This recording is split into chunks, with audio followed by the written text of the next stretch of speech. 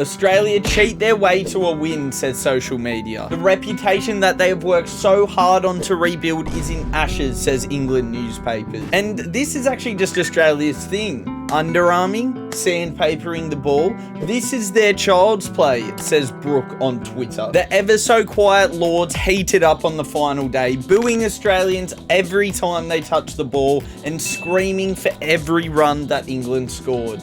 Even the 7-year-old MCC members chimed in after downing a couple of double-strength English breakfasts, and they screamed cheat, cheat, cheat as the Australians returned to the dressing room. And in the end, 2 controversial moments has dampened what would have been an amazing test, with some outstanding individual performances on both sides, which should have resulted in a historic win for Australia, especially after losing their frontline spinner Nathan Lyon and getting absolutely bashed by Stokes. So the controversy started at the end of day 4, when Duckett top edged one to fine leg and STARC took what he thought was a clean diving catch, and then the replay showed that when he took the catch, he was sliding his arm and the ball along the grass. And I think this can be looked at 2 ways. I can see both sides of the argument. The catch was clean. There was no doubt in my mind that when he took the catch, it was a clean catch. And there's also no doubt in my mind that he actually did have full control of the ball when he was sliding along the ground. I think the problem is with this catch, and Australian journalist Jeff Lemon absolutely nailed this on his head.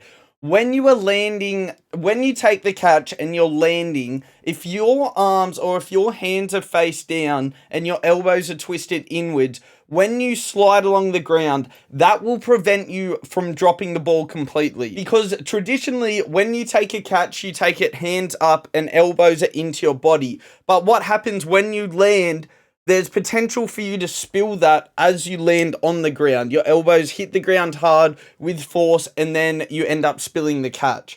But by doing it that way, you prevent the chance of yourself losing the ball as you slide. In the end, the umpires deemed that it wasn't a fair catch, and I actually completely agree with them on this one. I feel like the way he caught it prevented the chance of him losing the ball, which is why it got deemed an unfair catch, and it's why Duckett ended up staying in. So I actually feel like the umpires did a good job on this one. I agree with them. But the controversies continued on day 5, and this one got a little bit more heated.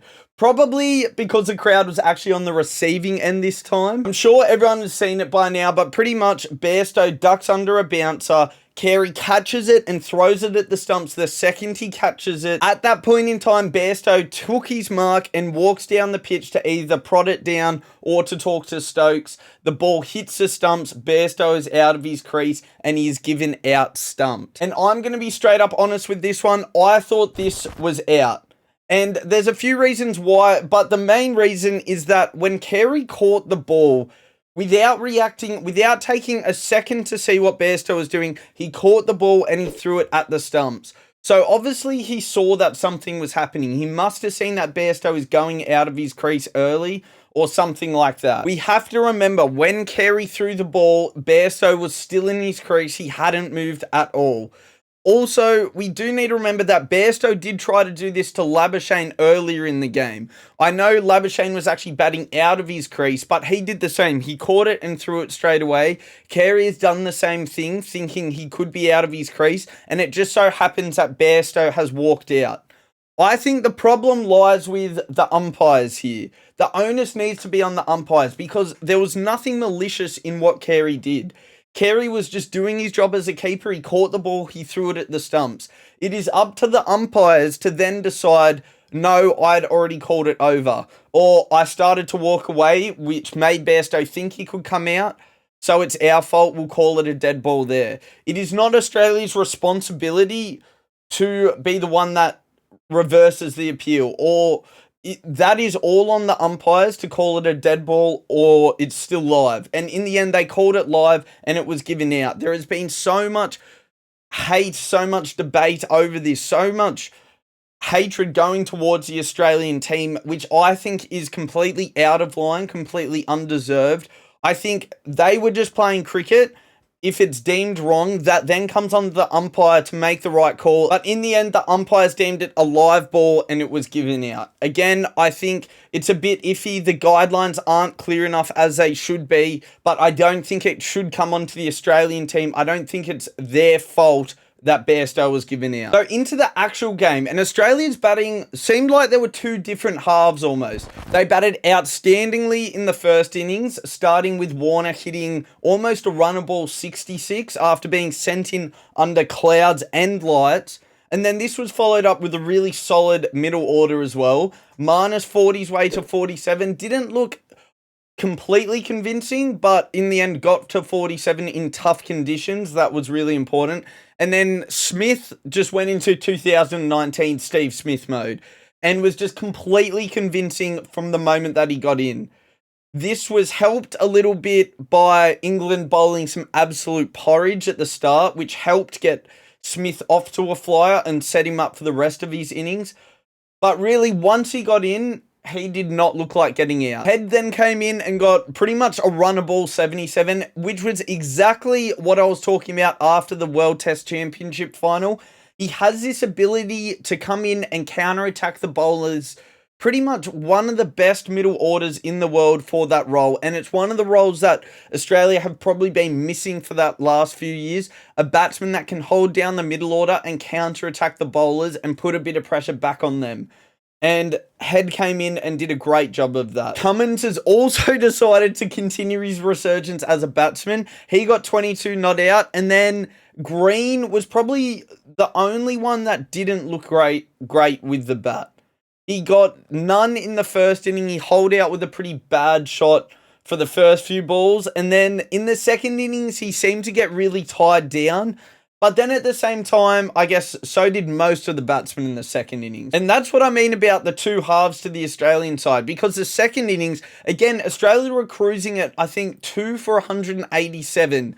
But then they lost 9 wickets for 90. Once England decided to deploy their bumper tactics and bowl bouncers for 3 hours straight, Australia pretty much just crumbled from being in a really, really good position. It seemed like the bouncers got to them. They started falling for the traps. And in the end, we lost a lot of wickets really quickly. And at the time, I was getting a little bit annoyed. I know I was getting annoyed at both sides because Australia did the same at the end of England's first innings. But the bouncer tactics of just bowling 6 balls at the head, pretty much no one in front of square, I thought it was a little bit frustrating. It was a little bit... Of all things, I thought this was against the spirit of the game from both the Australian and English team because it ended up looking like a bit of a stalemate for a while where there were no runs being scored, no wickets being taken. It was just dead cricket. But in the end, England actually took 8 wickets throughout that period. So you can't really beat up tactics if they're working. Like, you can say it's boring cricket, but they ended up taking pretty much all of Australia's wickets and for not very many runs at all. So, I guess well played England there, but pretty poor from Australia, second innings. And then when it came to England's batting, they pretty much batted in the same fashion that Australia did, but they just did it slightly worse. They had the same really solid start to their first innings like Australia did, but then had a slightly worse collapse at the end. And then in the second innings, they weren't really convincing at all, bar Duckett and Ben Stokes. I think England overall batted pretty poorly, especially in the first innings. They were on track to get a lead on us. They were on track to get a lead, but then lost so many wickets in such a poor manner, especially Pope, Brook and Bairstow. It was at a time when they were already scoring runs so quickly. They just needed to make sure they had enough wickets in hand. They were scoring at a run a ball. They had runs on the board.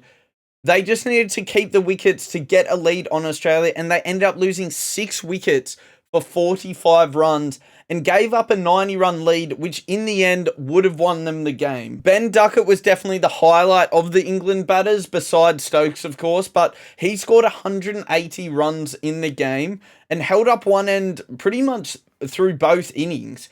So that can be massive for the next 3 games because he looked solid as a rock. He actually didn't really give up too many chances throughout his innings. He looked solid pretty much the entire time until he got out on both occasions. In terms of the bowling, I thought both sides actually didn't bowl anywhere near their best. England, especially early on in the test and especially the first day, they bowled terrible. They were spraying balls. They were setting fields that weren't matching their bowling. They were bowling down leg. They were bowling wide, outside, off. They pretty much played Smith into form. They gave him a free 20-25 runs at the start of his innings, which set him up for the century.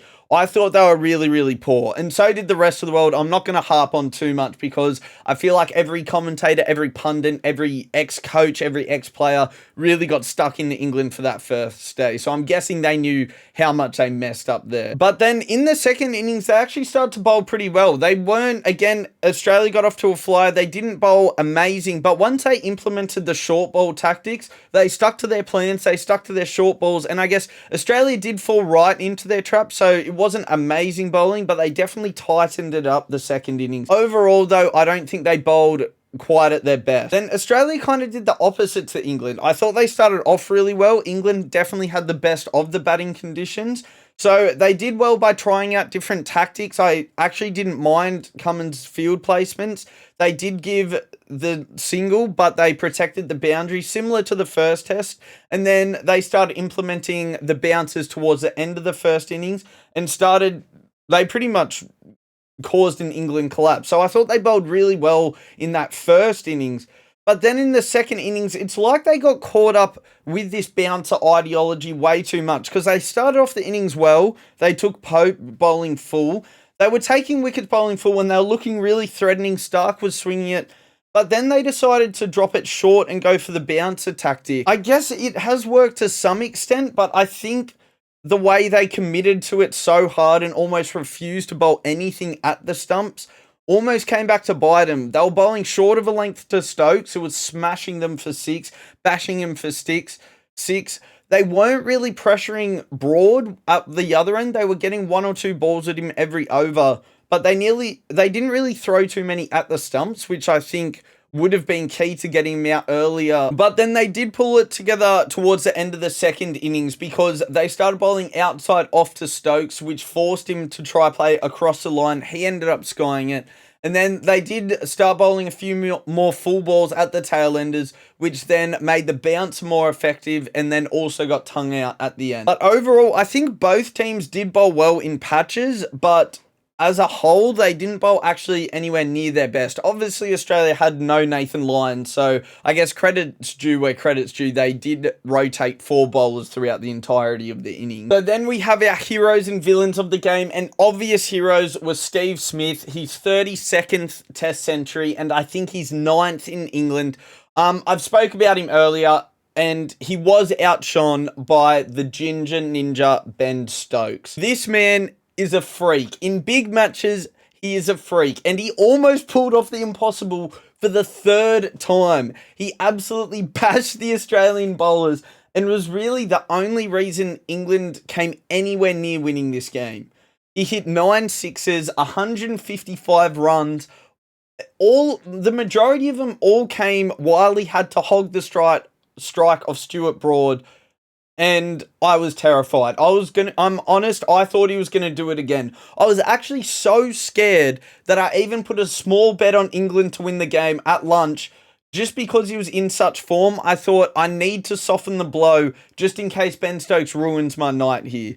Luckily, he did go for 155, but either way, that was still one of the greatest innings I've seen. The way he smashed pretty much all of our bowlers, absolutely carted them while hogging the strike, batting to a game plan. What an innings. And then we go into our villains, and we have 2 villains today, starting with the amped up 80-year-old granddads, the MCC members. Now, it's one thing to sing funny chants, it's one thing to have banter with the players. I'm all for that. But to get in the face of players, screaming at them all kinds of things, I'm not sure everything's come to surface now, but with the video surfing of them screaming in the faces of the players, I think is pathetic. I think is really poor. They're meant to be the mecca of cricket. These are meant to be the top standard cricket fans, the god amongst mere mortals.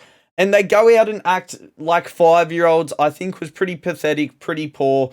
I think some of them have been suspended, so that's good. But to give it to the players over an umpire's decision, I think was shocking form. And the second villain we have is the rule book, because on too many occasions is a good game of cricket being ruined by small controversies, which could have been easily fixed or easily mitigated had the rules been slightly clearer.